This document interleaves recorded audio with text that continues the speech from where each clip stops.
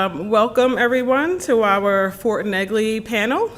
This is going to be a wonderful hour on the Fort Negley Descendants Project. So we will see a video about the project and then hear from the descendants that are here today. And then we'll open the floor for some questions. So to get started, I'd like to introduce our moderator, Dr. Angela Sutton. Angela Sutton is an assistant research professor and the assistant dean of graduate education and strategic initiatives at Vanderbilt University. In 2017, she met Mr. Burke and a handful of Black Civil War living historians and descendants who were protesting the sale of part of Fort Negley for development. They had traced their family histories and had a lot to say about the importance of Fort Negley and encouraged her to film them. This became the Fort Negley Descendants Project, an oral history video archive of descendants of the enslaved and free Black laborers who built Nashville's Civil War Fort Negley, the soldiers who defended it as part of the segregated regiments of the U.S. military, the United States colored troops, and the families of these veterans who lived in the Bass Street neighborhood. Together with the Friends of Fort Negley in Nashville's branch of the NAACP, she helped prepare the nomination for Fort Negley to be included on the UNESCO Slave Route, which was accepted in 2018, designating the fort as an international site of memory on the slave route. An Atlantic historian by training, she uses descendant testimony to approach the history of the site of Fort Negley comparatively, looking for shared diaspora themes around the legacies of enslavement and freedom. Please welcome Dr. Angela Sutton.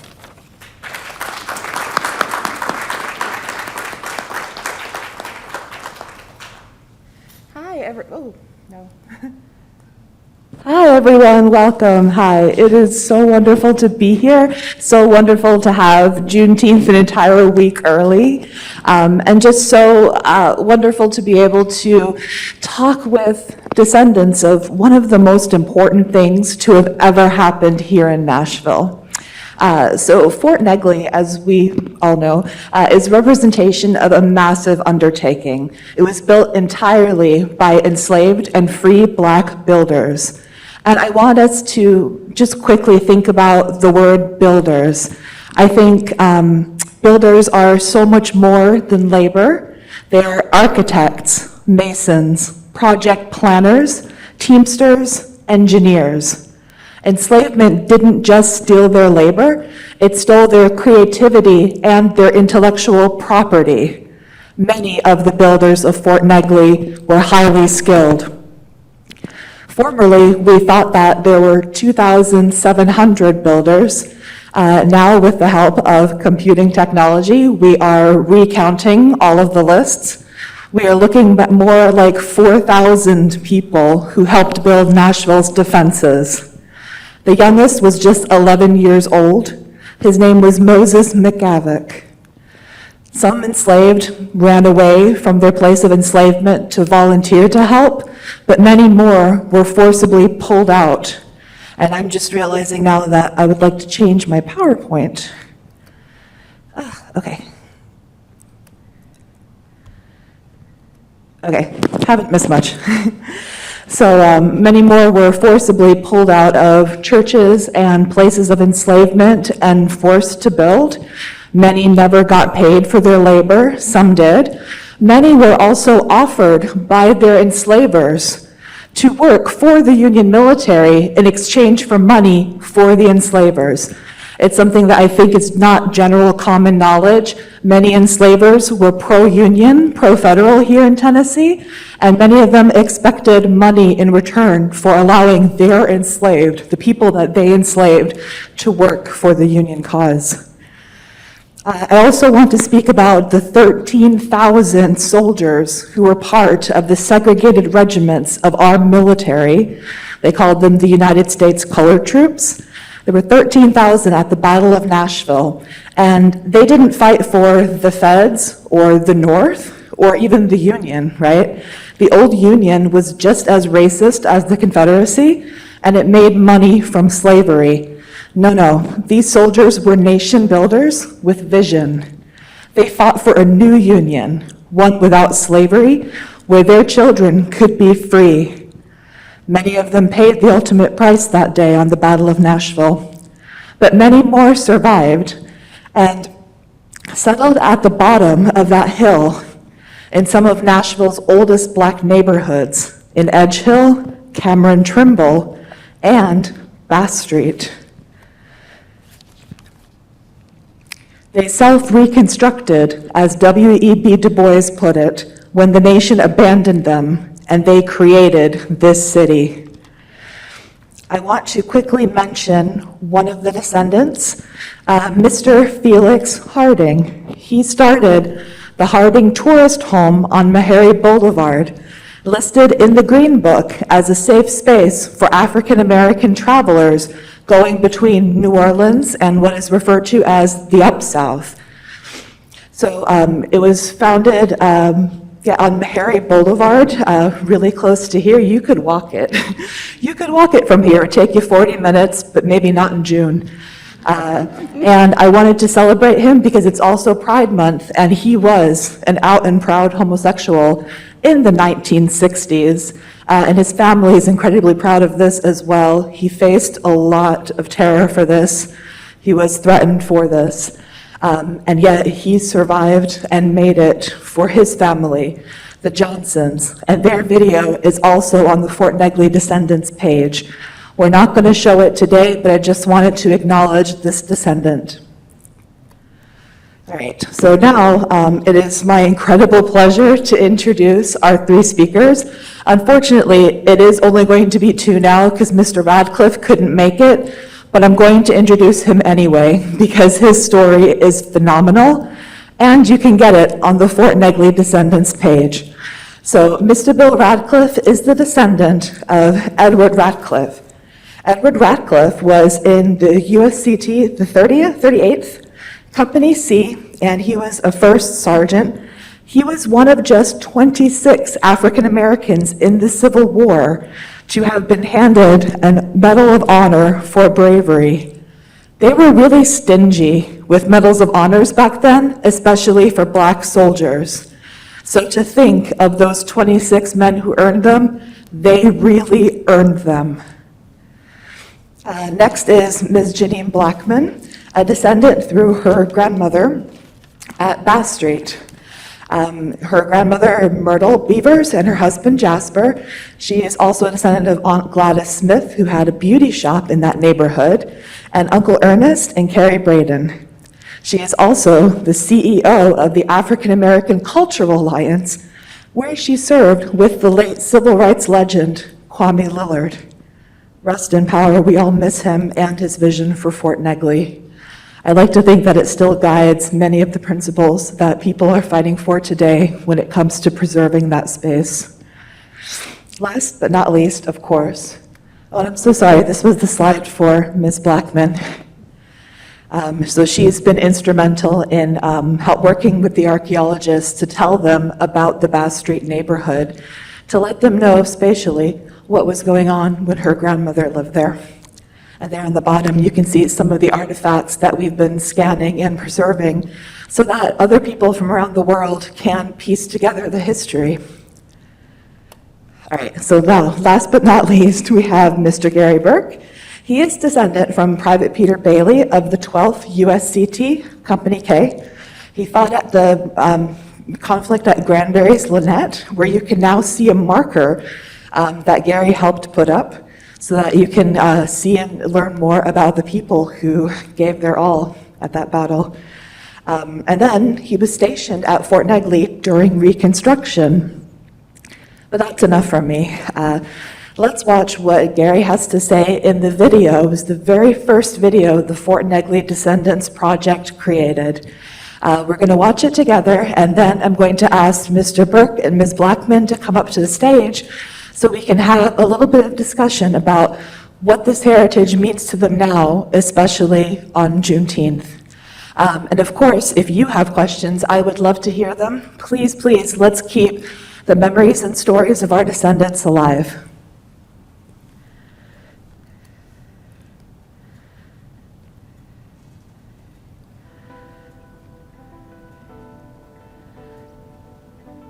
Well, I'm from Nashville. I work in Murfreesboro, so I've been here all my life. Went through all my education, all of that here in Nashville. So, born, bred, and live in Nashville. My parents brought me here when I was a kid, when the fort was closed. It was an area where a lot of families went to have picnics, even though it was a closed fort. People loved the front area. It looked like a picnic ground. So I remember coming here as a kid.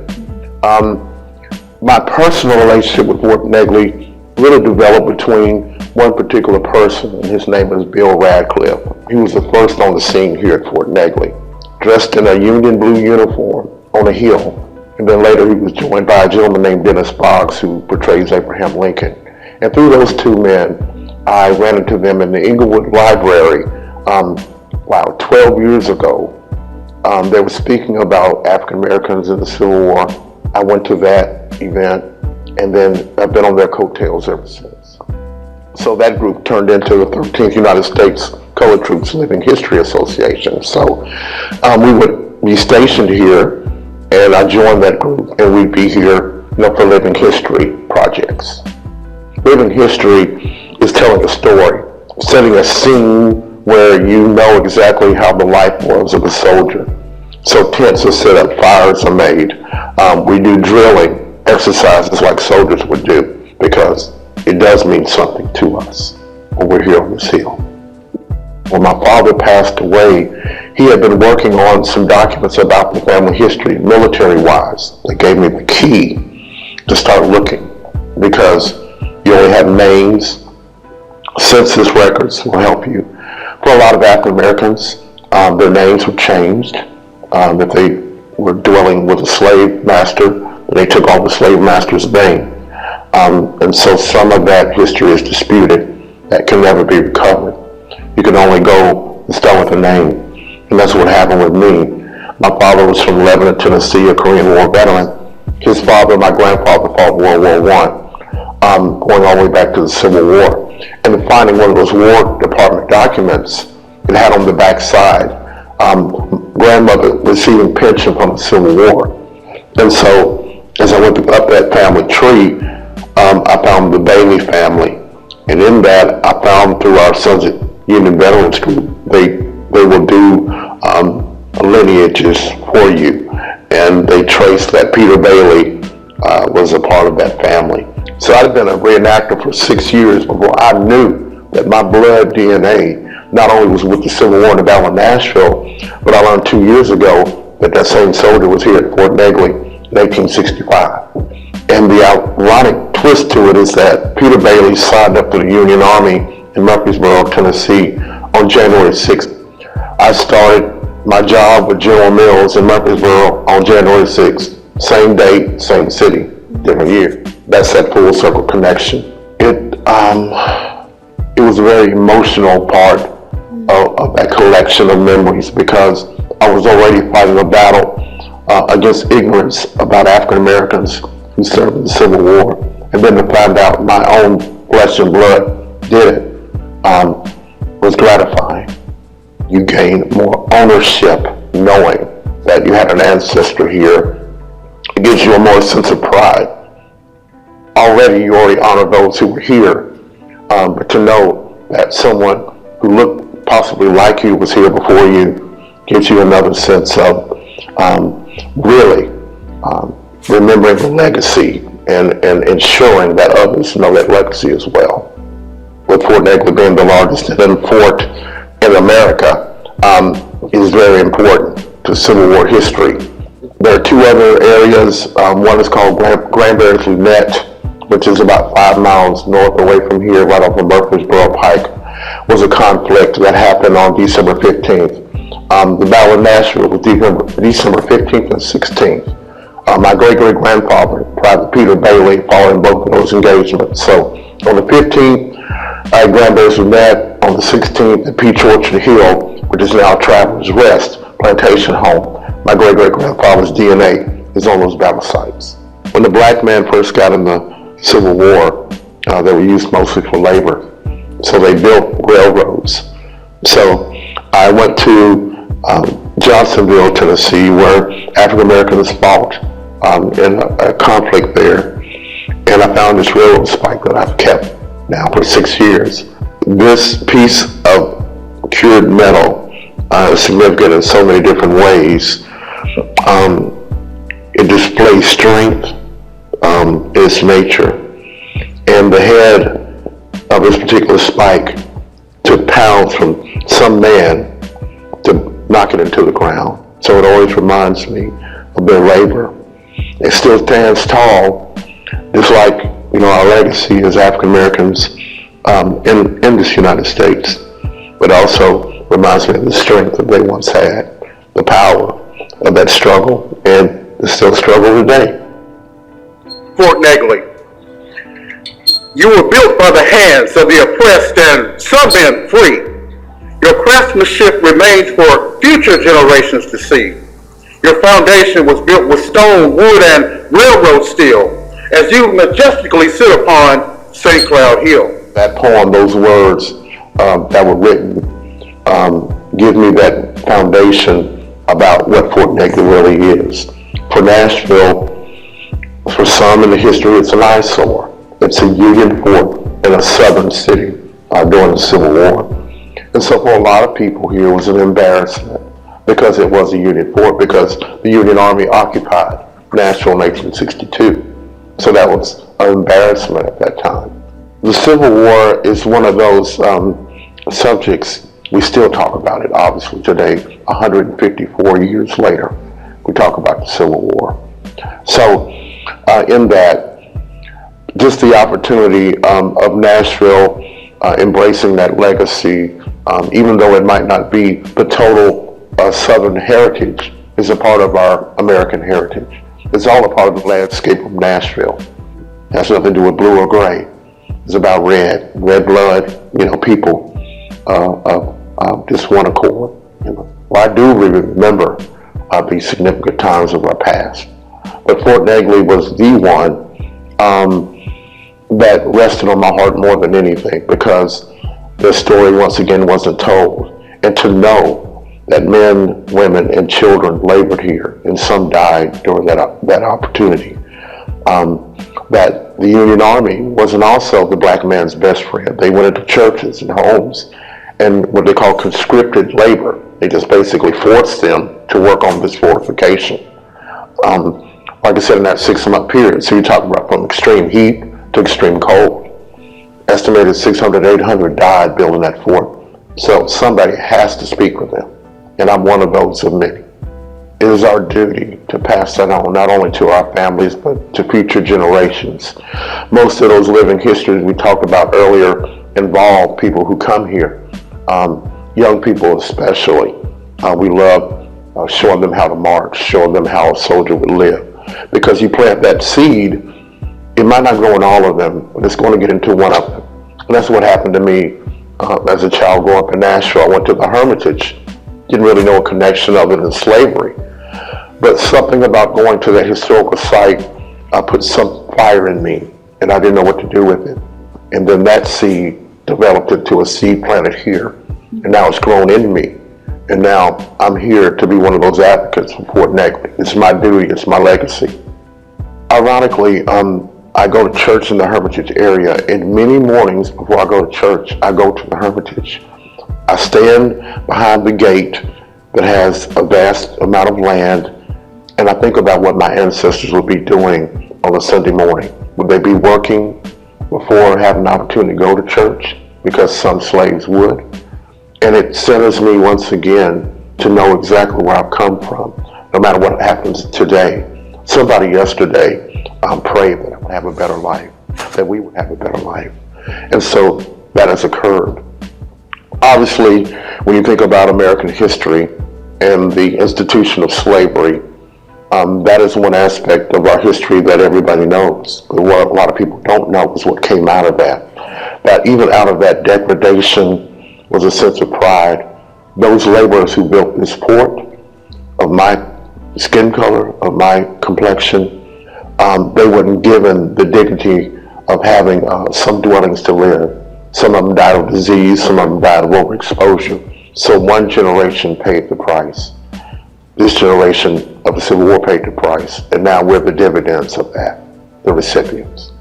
So knowing that history that's contained here, I have an obligation to tell others about it. Once a Union stronghold, standing tall and bold, through countless decades your remains became tattered and old. The sounds of the bugle rallied the troops no more, but just the echoes of divided past we must not ignore. I went to the Tennessee Library and Archives, and they had a vast folder on Fort Negley, and I was surprised at how much they remember Fort Negley. There was a Fort Negley dry cleaners. There were many things named after Fort Negley in this neighborhood that I had no clue in doing that research. So at one point, Fort Negley name was very significant. And I even found when they installed the front walls. That's one of the facades about the fort. The walls you see in the front were not here during the Civil War. They were put up in the 1930s by the WPA, the Work Progress Administration, after the New Deal. The kind of tombstone-ish stone that's underneath the flagpole out on the grounds, that was put up by the WPA, and that's another misconception about the fort. Many of the foundation is still original, but most of it is a rebuild from the WPA. Even back then, they want to restore the fort. There is a rebirth in you now, the ages to see, handed down from our ancestors, their legacy to be. You're in our hands now, a task certainly not forsaken. For the city of Nashville, we all have gallantly taken. You fortify our thoughts in your new beginning, leaving your mark for the future to see. Once a mighty fortress in the heart of our city, a place called Fort Negley. It's a spiritual connection that you can't describe, it's something you feel. And as the American flags outside represent those 2,771 laborers who are here, who worked here. For me to know that my DNA is linked here, that other men fought so I wouldn't have to, touches the core of my heart to know that in my family there were brave men who fought for the United States, and they made sure that my legacy was secure, that I could live in a safe country and be proud of the color of my skin and what I represent just as a man.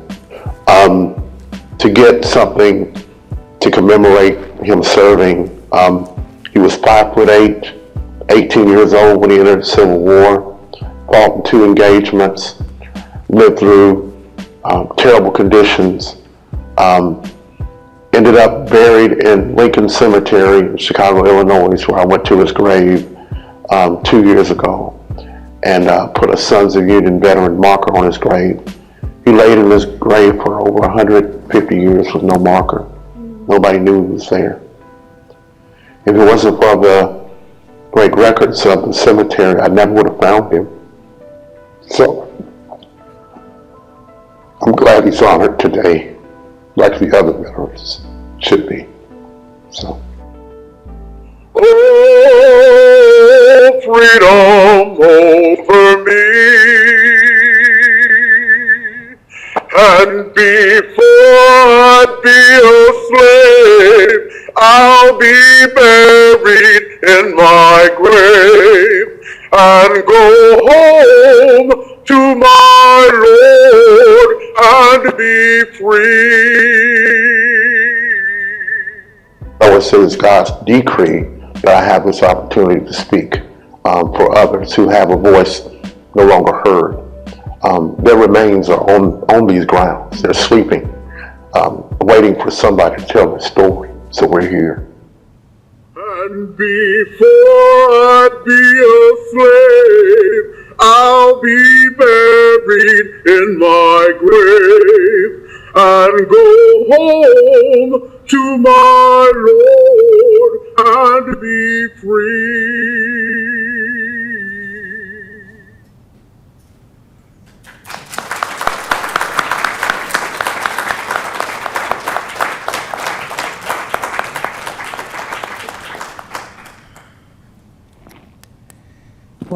Wow. Yeah, I've seen this video maybe 72 times, and every time I'm still like Ah, man, wonderful. Mr. Gary Burke, Miss Jeneene Blackman, please join us on the stage.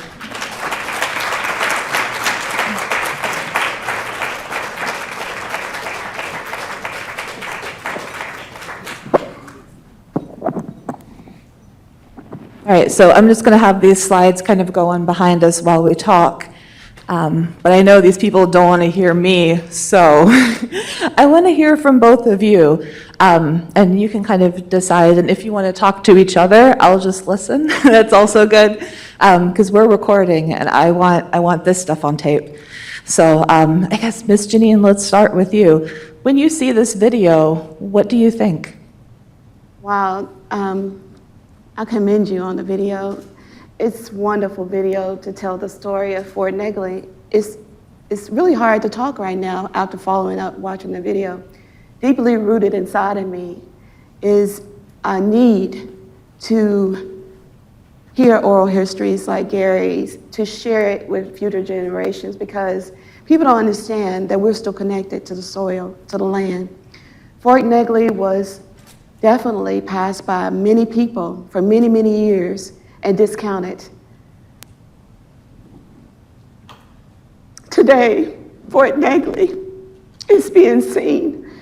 I feel strongly that the land has been healed because of Gary Burke and others who have decided that no longer will we be silent, that we will bring this place in the city that's really important, not just to Nashville, but to the United States of America. Okay, I think I'm good now. I'll sit it in my lap. All over the United States right now, history is being erased, literally being erased. You can't teach it in the classroom. We're not supposed to talk about it. But Fort Negley now is very much well alive because of Dr. Angela Sutton, Gary, who sits with me, and we need you, each of you, to also walk alongside of us and tell the story, not just to African American children, to all children. So Fort Negley is very near and dear to my heart. I will die fighting for Fort Negley. I will never be silenced. And I'm still fighting today for Fort Negley. And we'll talk about that, I'm sure, later. Yeah, we could talk about whatever you want to talk about. I want to hear it all. Okay. Gary, what do you think about that? Well, I re-cried once again after watching that video. It's a part of my passion. As I said in the video, it's a part of my DNA.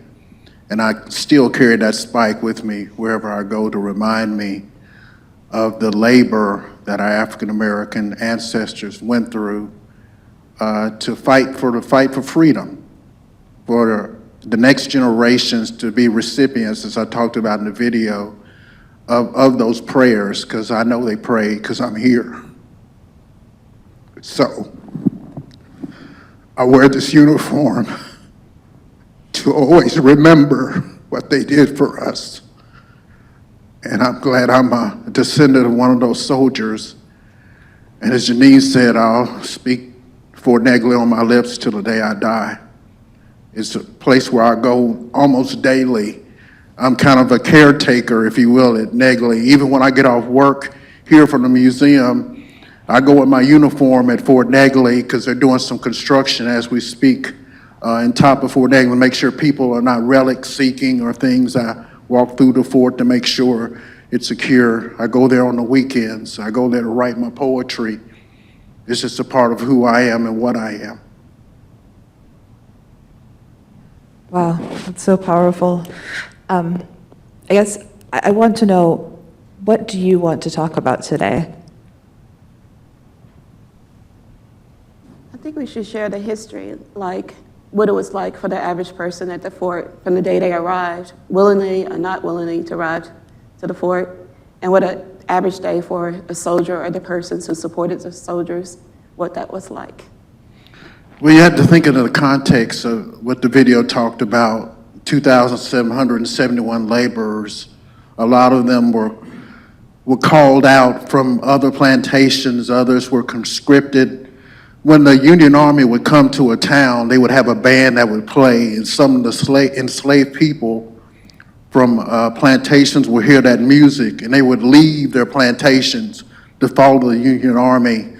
The Union Army didn't know what to do with them. They set up what you call contraband camps. And those contraband camps is where some of the communities grew out of after the Civil War. So you had men, women, some children. Children were used as drummers, as stretcher bearers in battle. The women would be cooks. They would wash clothing.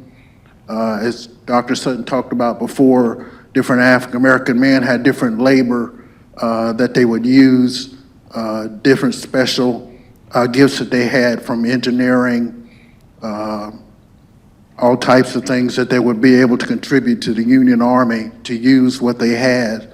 And that's what they did. They used those people through conscription. As I said in the video, the Union Army wasn't always the black man's best friend.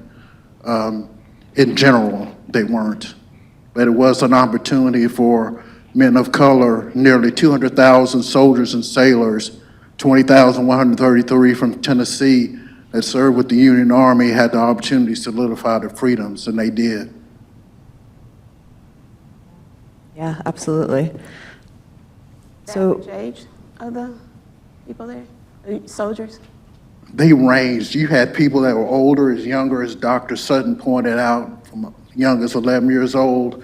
I've seen some records recently at the Archives Library.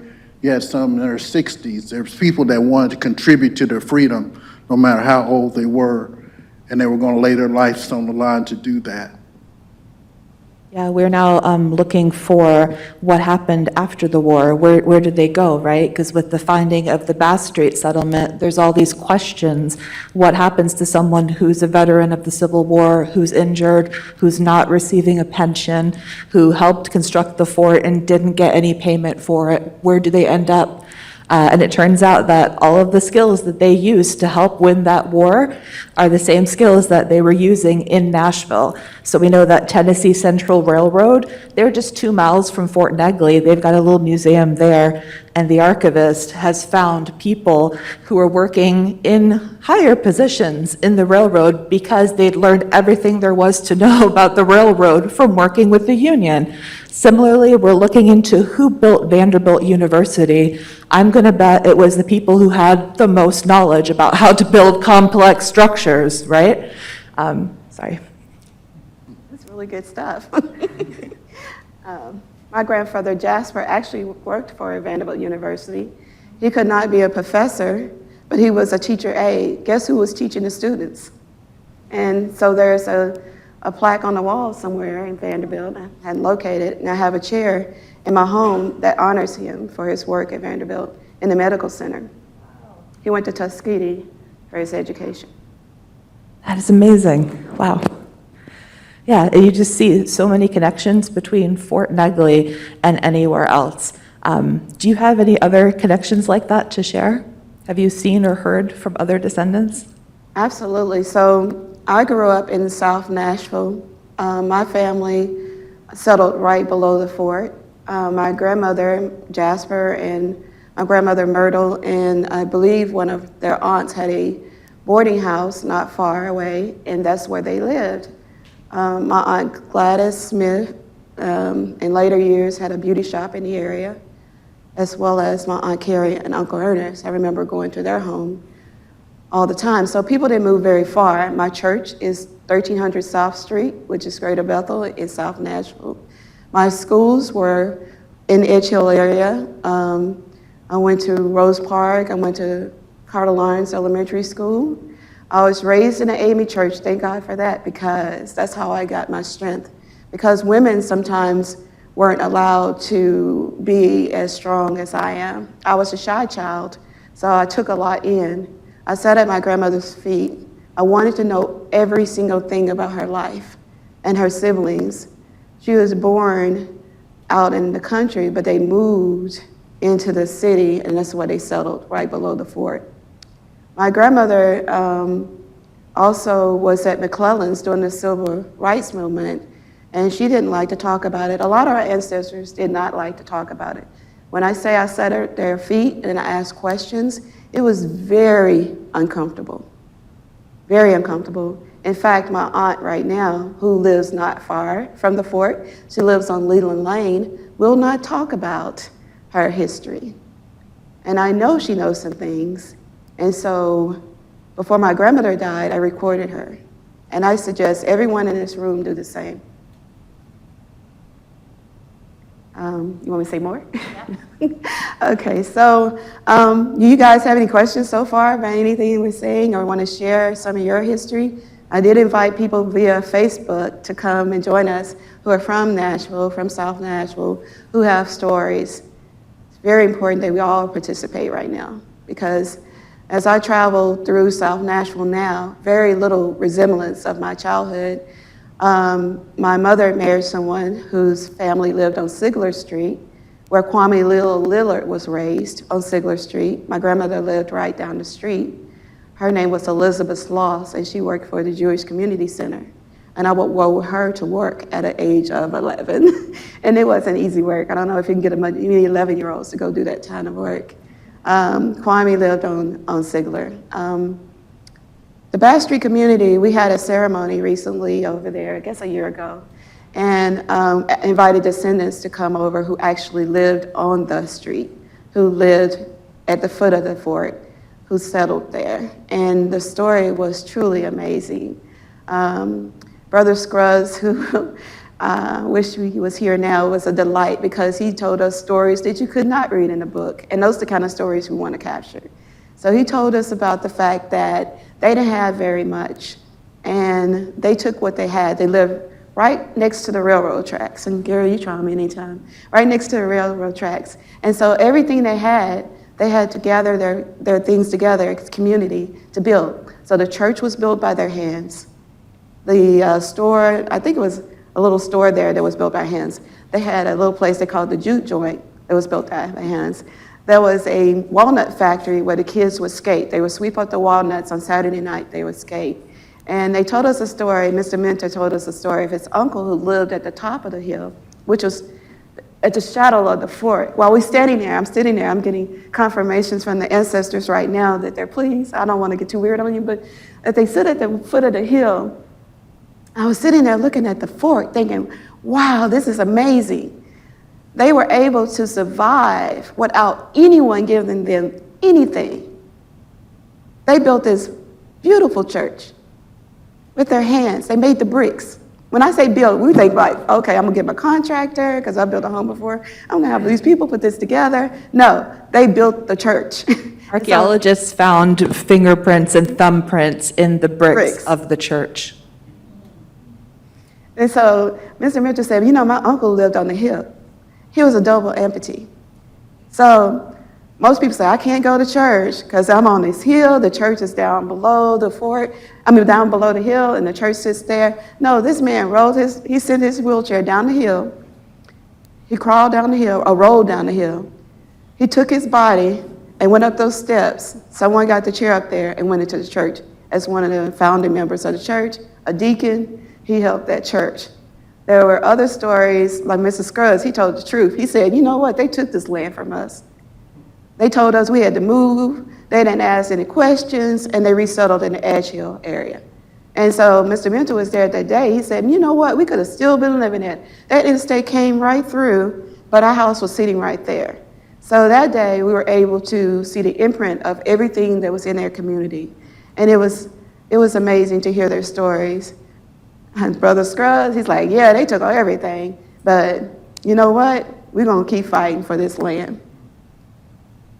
Yeah, what struck me when we spoke with Brother Scruggs and Mr. Minter were that a lot of the last names that they had in their families that were the family friends were the same exact last names of the soldiers who fought together in the same companies 4 generations ago.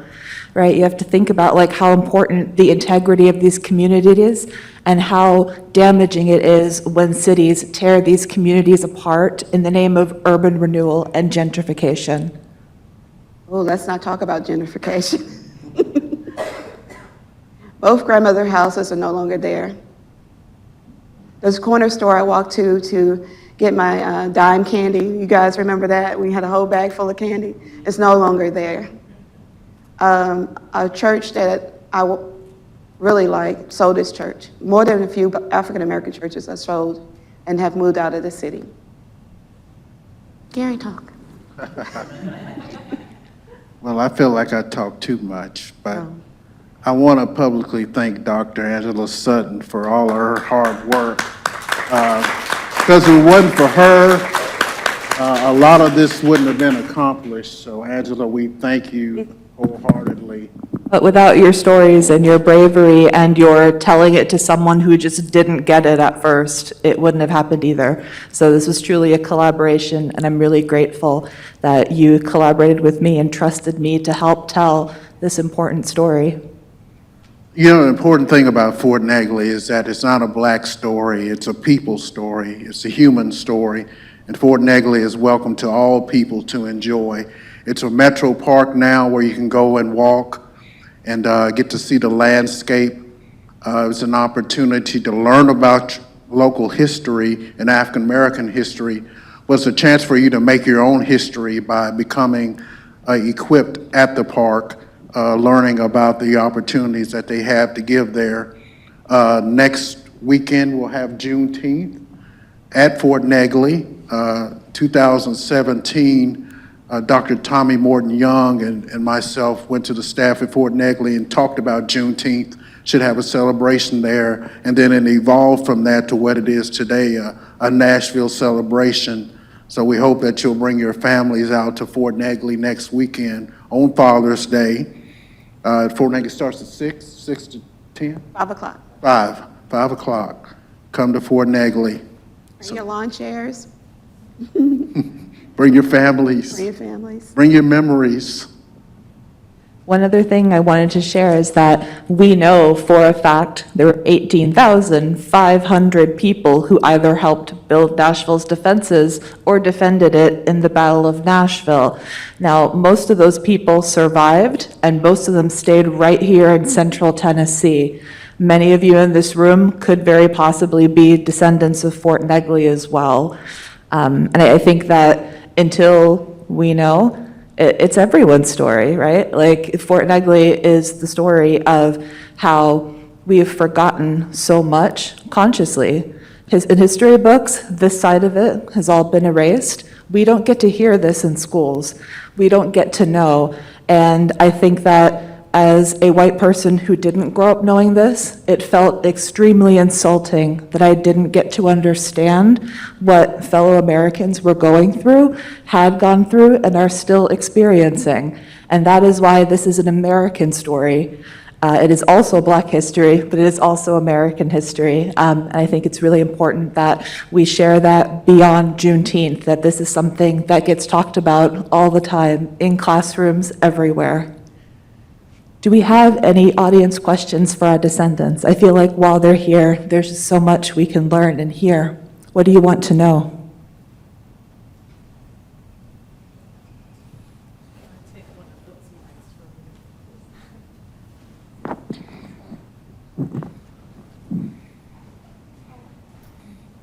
Yes, thank you so much.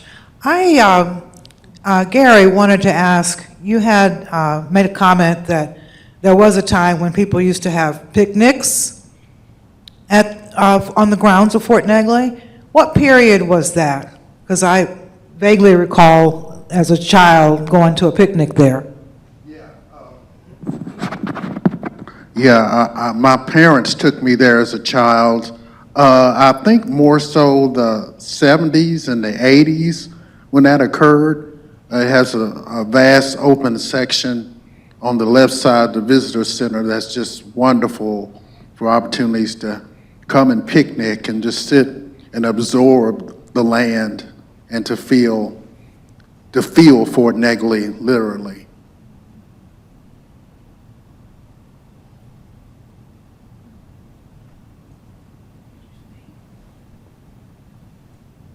Hello, Jeneene Hi, and Gary. Sandra. I have a spin-off from that. I know you're talking about Fort Negley and what happened and the descendants there. And I'm sure you all mentioned about the 1900 graves that are up there in Madison, USCTs up there, United States Colored Troopers, and that AACA put a statue up there. But I don't know if y'all know how that come to be. And it goes back to Kwame Lillard. And he told me the story that they were putting Nathan Bedford Forrest up in the courthouse. They all dressed up and went up there, and when they were trying to introduce it or something, they threw firecrackers down there. And they didn't get in trouble because it was the election year. But Dr. Lovett, Bobby Lovett, I told him, stop fighting the Confederate and go see who really won the war. Go up there and find those little headstones that said USCT. So Kwame and his kids did that. It took him 3 months to find it. And he was so impressed, and you know how Kwame was. Yes. He learned everything about what he should know about it. And we start having a ceremony on December 15th at noon when the Battle of Nashville started in 1864. And it's been going on ever since. Thank you. Thank you so much for sharing that. Can you give her back the mic again? Sandra and I have worked together with Kwame for many, many years. And so it's good to see you, and thank you for sharing. And she was right there beside him. There were a lot of those programs along with me and some others. And we would be here all day telling those stories. But I really appreciate you, and thank you for sharing that, not only when the statue was put there, but also him asking kids to literally go out there with a piece of paper and trace. Yes, he did. For each child. And anything else you want to add to that about, Kwame went out to the fort way before. He was a rebel now. Yeah. The fort might have been closed, but like Gary said, a lot of folk would go anyway, because he said, this doesn't belong to anybody, it belongs to us. And so you want to tell us some of the stories. Juneteenth started way before. Oh, yeah. Yeah. Well, it used to be on, a lot of people and are saying, like in my little neighborhood, well, why are we celebrating Juneteenth? That just happened to the people down in Galveston, Texas that didn't know they were free. I said, any story that concerns us concerns everybody. Mm-hmm. And we celebrated Juneteenth long before it became a national holiday. Nashville did. And we would go down when Sharon would have Juneteenth celebration on Jefferson Street. Then she moved it over to Bicentennial Park, and I think she's at Fisk now. But he just believed in being involved in everything, whether it's Juneteenth, whether it's USCT, whether it's Kwanzaa. He was just a Renaissance man. And I just appreciate him and loved him, and just hope that we don't ever forget him and what he's done for this community. Never. So we'll speak a little bit more about Kwame Lillard. The reason why we're sitting here is because of the history. He definitely was the first person in Nashville. If you don't know him, look him up. If you Google him, a whole list of... And again, we would be here all day talking about how wonderful he was. And you can reach out to any of us, and we'll be happy to share stories. Thank you so much, Ms. Blackman and Ms. Sandra Brown. Great to see you all this morning. And the African American Cultural Alliance has definitely been an organization that has opened up my eyes to a lot of the history that we have here in Nashville. I had an opportunity to participate in one of the annual, in December, he would have the memorial Yes. of the statue, the USCT statue that he had built out there in the National Cemetery, which is so important. One thing I wanted to point out, that earlier we had a book talk here about a book called To Care for the Sick and Bury the Dead by Leanne Gardner. I encourage you to look it up because it talks about historic African American cemeteries, not only here in Middle Tennessee, but throughout Tennessee, where people who live, African Americans who lived during the Reconstruction and early 20th century are buried. And a lot of these cemeteries were started on former slave cemeteries, and they're threatened to encroaching development. I just wanted to make that point. And a lot of the U.S. colored troops are buried. Several U.S. colored troops, soldiers, are buried in these cemeteries. Interesting. Yeah, it's a huge part of the history of Fort Negley, because as most of you probably know, there are still many bodies buried at Fort Negley Park. And so I consider Fort Negley Park to also be one of the African-American cemeteries. I think, is this our time? Are we done? I'd like to ask a question myself. Please. Well, first of all, I want to say how inspiring you all are, and just what a wonderful thing to have each of you all do the work that you do. And just on behalf of us at the museum and the audience, thank you so much. I know there's a master plan project happening at Negley. Can y'all speak a little bit about that and what the future holds and how we as a community might get involved? Well, we had a series of community meetings earlier this year. We had two, in fact, to invite the local community to come out and express about what they think Fort Negley should look like in the future. So they're kind of in phase one of the master plan. We've had community presentations. I think they may have some more scheduled later on in the year. But right now, they're going through the phases of that master plan. And you can go through the Parks Department if you want to express what you feel Fort Negley should look like. Go to the Parks Department and express your opinion and feelings about Fort Negley. They would definitely welcome that, for that to happen. Or you can come to Juneteenth next week on June 19th. In the Visitor Center, we will have the master plan set up for the community to view, so you can see what the plans are. I'm super excited about the master plan. It's wonderful. What I'm concerned about is that we keep our eye on the master plan to make sure that what the community asks for and the end result of the master plan is still the same. So the master plan is fantastic. The community all agree that it should not be developed for anything else other than a fort that is a place that's protected, that no one can plant trees or put structures that's condominiums, baseball fields, Retail. Parking lot. So, or sports things, because we want to preserve the fort. This is a national site. And Yeah, Dr. Sutton, I'm sorry. Okay. Yeah, Dr. Sutton, you need to tell them about the UNESCO designation. Sure, yeah. So UNESCO is the United Nations Center for Science and Education, and in the year of the Afro-descendant, they called it, they released the idea of a slave route. Basically, the slave route takes all of the global areas in the entire world that are the most important for our shared global understanding of slavery and its legacies. And it's really important to have a route like this because often we kind of think of America in this little bubble, but what happened to African Americans here happened all around the world. All of Latin America, Afro-Latinos shared the same fate that African Americans did. People in Africa suffered the same fate that African Americans did. Black people in Europe suffered a lot of the same fate that African Americans did.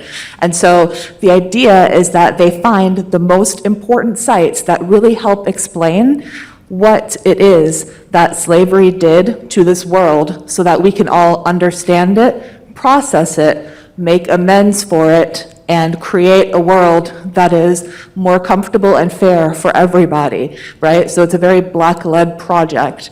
And it's Africans, African Americans, and Afro-Latinos who are leading the project. And in 2017, we applied to have Fort Negley included in the slave route. They gave us the designation based on the fact that there is such a vibrant descendant community who has not forgotten this space, who come here to memorialize, who come here to mourn, who come there to celebrate, and who keep the tradition alive by doing things like what Mr. Burke and Ms. Blackman do. And so with the knowledge of that, they decided, the UN, the international community, decided that Fort Negley was instrumental in helping people understand the history of how Africans and their descendants picked up arms, fought against their oppressors, created something new, and then rebuilt. And these are incredibly important things that happened everywhere where there was slavery.